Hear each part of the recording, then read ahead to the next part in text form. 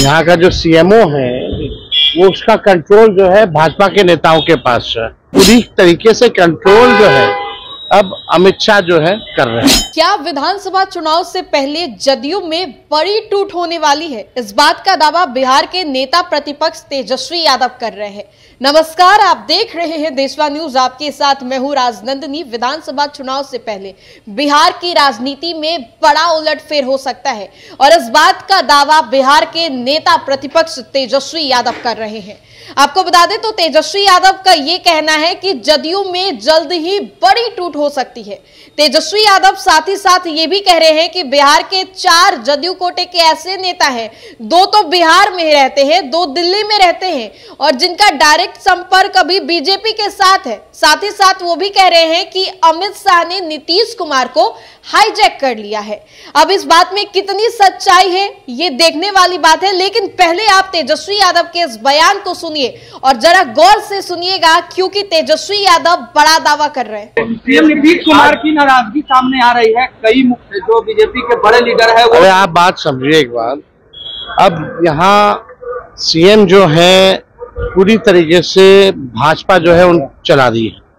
यहाँ का जो सीएमओ है वो उसका कंट्रोल जो है भाजपा के नेताओं के पास है और जो इनके कुछ 4 जो नेता हैं, 2 दिल्ली में चले गए हैं, 2 यहाँ हैं, वो भाजपा के संपर्क में हैं। तो पूरी तरीके से कंट्रोल जो है अब अमित शाह जो है कर रहे हैं। तो आपने सुना, तेजस्वी यादव बड़ा दावा कर रहे हैं। चुनावी माहौल है, चुनावी माहौल के समय आरोप प्रति आरोप का दौर चलता है, पक्ष विपक्ष पे, विपक्ष पक्ष पे, और ऐसे में ये कोई नई बात नहीं है।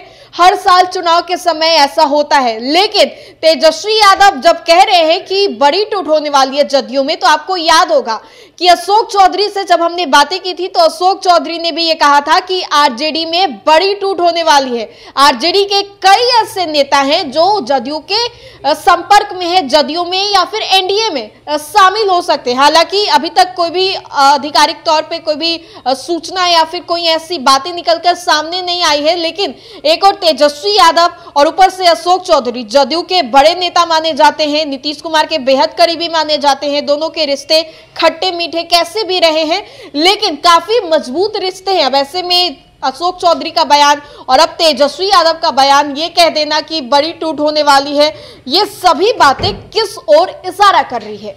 आपको बता दें तो बिहार में अगले साल ही चुनाव होना है और उससे ठीक 1 साल पहले बिहार में जो राजनीति है वो गरमाई हुई है। अब बीते कुछ दिनों से, 3-4 दिनों से जो बातें चल रही हैं, पहले अमित शाह से सवाल किया गया तो वो चुप हो जाते हैं, फिर दिलीप जायसवाल का जो बयान आता है, पहले कुछ और बोल देना, फिर ये बोल देना कि छोटे कार्यकर्ता हैं, फिर जदयू का पोस्टर लगा देना, 2025 फिर से नीतीश, तमाम तरीके की बातें बिहार की राजनीति में बीते 4 से 5 दिनों में बीती है।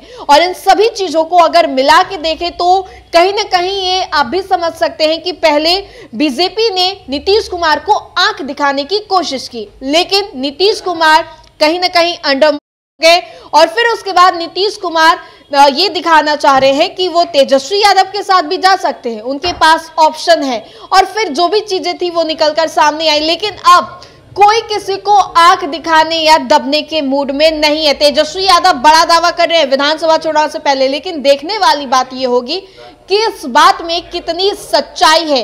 क्या बिहार में फिर से बड़ा खेला होने वाला है?